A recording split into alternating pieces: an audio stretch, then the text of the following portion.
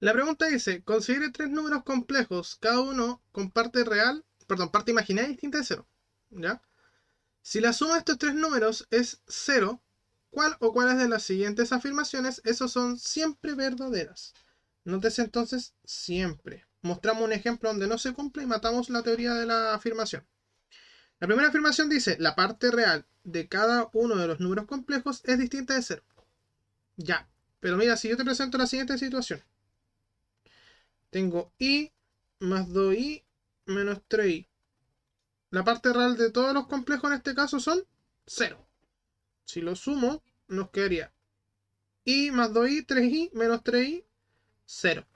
O sea, esto nos dio cero, pero las partes reales no son negativas, o sea, no son cero. O sea, son cero. Y la afirmación decía que tenían que ser distintas de cero. Y aquí tenemos que todos son cero. Entonces mostramos un caso donde no ocurre, así que esto es falso. 2. Uno de los tres números complejos es el conjugado de alguno de los otros dos. Ya, podemos plantearlo de esa forma, pero con el mismo ejemplo anterior.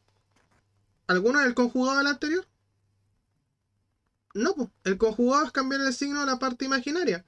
En este caso tengo i, tengo 2i y tengo 3i negativo. Ninguno es conjugado del otro. Por lo cual tampoco, también me sirve como ejemplo para la otra alternativa. Así que también es falso.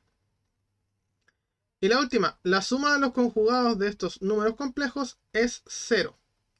Si nosotros tenemos tres números, o sea, para la 3, nosotros tenemos a más bi más c más di más e más fi es igual a 0.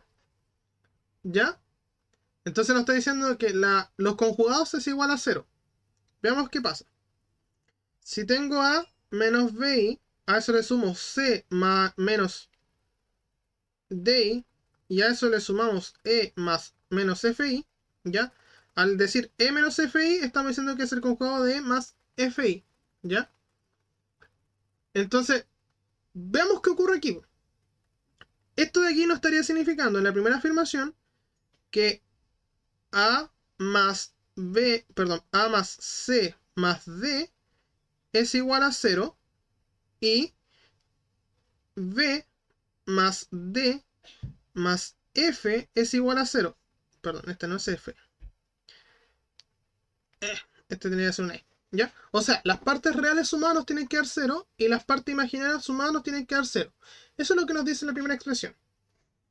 Ahora, si hacemos lo mismo en la segunda expresión, nos quedaría a más c más c. ¿Ya? Y todo lo otro lo vamos a factorizar por menos y nos quedaría b más d más f factor de i. Ahora, nosotros teníamos que esto era 0 y teníamos que esto era 0. Entonces, 0 menos 0i es 0. O sea, en este caso la tercera afirmación es verdadera. Po. Si teníamos que la suma de los complejos era igual a 0, eso implicaba que la parte real era igual a 0, la suma de las partes reales, y la suma de las partes imaginarias también era 0. Entonces, teníamos que la suma de los conjugados también es 0. Por lo cual, tendríamos que solo 3 es verdadera, así tendríamos que la alternativa correcta es la letra B.